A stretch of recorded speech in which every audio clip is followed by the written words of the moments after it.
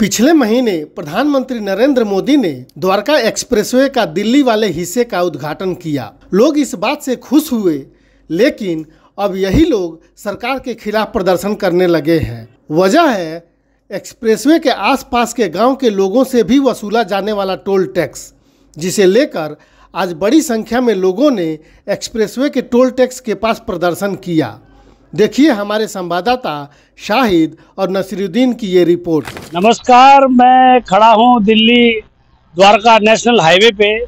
ये हाईवे एक चर्चा का विषय बना हुआ है दिल्ली वालों के लिए, क्योंकि दिल्ली का पहला टोल है जिस पे दिल्ली वालों को ही टोल देना पड़ रहा है। तो आज यहाँ पर जो आसपास के गांव हैं, यहाँ पर महापंचायत का आयोजन किया है और महापंचायत जिस जगह पे होगा, मैं कैमरा मैन को दिखाए, अभी टेंट लग रहा है वहाँ पे और वहाँ भी लोग इकट्ठे हो रहे, इकट्ठे होने के शुरू हो गए हैं। लोग, गांव के लोग जो 5 किलोमीटर 10 किलोमीटर के लोग हैं, उन्हें भी टोल देना पड़ रहा है।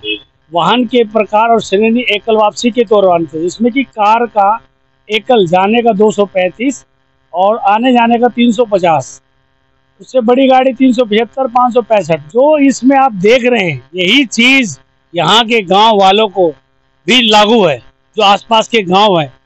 इसीलिए यहाँ पर महापंचायत रखी गई है, जिन्होंने जमीनें दी यहाँ पे और वो इसी जगह रहते हैं और उन लोग और उनको यही टैक्स चुकाना पड़ता है जो इनमें लिखा हुआ है। इसी कारण आज यहाँ महापंचायत रखी गई है। चलते हैं, अब बात करते हैं इन लोगों से। और इसको लेकर आज हमने महापंचायत बुलाई है और हमने सरकार को साफ कह दिया है कि हम शांतिपूर्ण अपनी पंचायत करना चाहते हैं। अगर सरकार इसके ऊपर जल्द फैसला नहीं लेगी, आसपास के ग्रामीणों को, अगर यहाँ के 20 किलोमीटर की आबादी को, जिनकी गांव की जमीन कोड़ियों के भाव सरकार ने ले ली, उनका फ्री नहीं किया गया, तो इसको जरूरत पड़ी तो आज हजारों की संख्या में लोग हैं, कल लाखों की संख्या में आकर इस रोड को बंद कर देंगे और उसके बाद सरकार और प्रशासन जिम्मेदार होगा। हमने साफ कह दिया है कि दिल्ली के लोगों के, दिल्ली के ग्रामीणों के हक और अधिकार के लिए कहीं तक भी जाना पड़ेगा, उसके लिए दिल्ली का प्रत्येक ग्रामीण तैयार है। यहाँ के जो विधायक हैं वो आज यहाँ पर मौजूद क्यों नहीं? अब पंचायतों में किसी को नौते नहीं दिए जाते, लेकिन सब लोगों को मालूम था, चाहे वो सांसद हो, चाहे विधायक हो, चाहे और भी किसी पार्टी के लोग हो, यहाँ सबका स्वागत है। वो अपनी पार्टियों को साइड में रख के अगर पंचायत में आकर दिल्ली के ग्रामीण रहने वाले हैं तो वो आए, अपनी बात रखे, उनका स्वागत है। लेकिन पंचायतों के नौते कभी किसी को दिए नहीं जाते। जनता ने उन्हें चुना, लेकिन जनता के मुद्दे उठा नहीं है। देखिए, मैं कहता हूँ कि जो भी जनप्रतिनिधि है वो जनता के द्वारा चुन के भेजा जाता है, उसको जनता के हितों का ध्यान रखना चाहिए और मैं यही कहना चाहूंगा कि जनता के हितों में उनको काम करना चाहिए। क्या लगता है आप सरकार को सुननी पड़ेगी, नहीं सुनेगी तो हम तैयार आ गए। प्रधान जी, अगर देखा जाए प्रदर्शन को चलते काफी लंबा समय हो गया है, मगर अभी तक सरकार ने कार्रवाई नहीं हो पाई।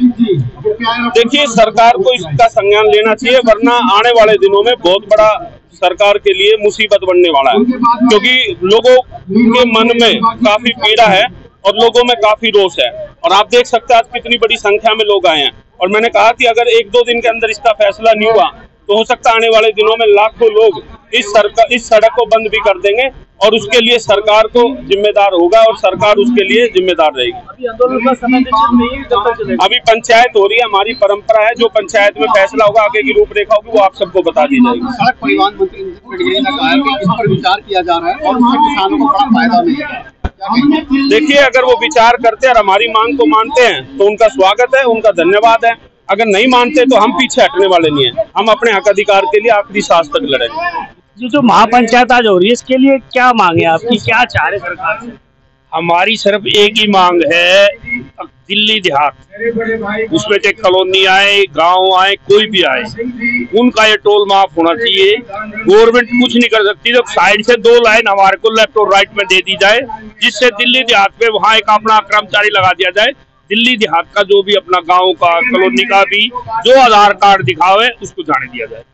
कितने किलोमीटर की मांग कर रहे हो आप? किलोमीटर कोई नहीं है, दिल्ली के अंदर कहीं भी दिल्ली का हो, दिल्ली का जो भी रहने वाला उसके लिए फ्री होना चाहिए। दिल्ली में टोल नहीं लगना चाहिए? दिल्ली में टोल नहीं लगना चाहिए। अगर उसका खामियाजा सेंट्रल गवर्नमेंट को हो रहा है, NHI को हो रहा है, तो दिल्ली सरकार से कलेक्ट करे उस चीज को, क्योंकि दिल्ली में ये पहला NHI नहीं है, NH1 दिल्ली से जा रहा है, NH2 दिल्ली से जा रहा है, NH10 दिल्ली से जा रहा है, बहुत जा रहे हैं। किसी पे भी कोई टोल नहीं है, सिर्फ ये पहला टोल ऐसा हुआ है जिस पे के उन्होंने टोल लगाया है।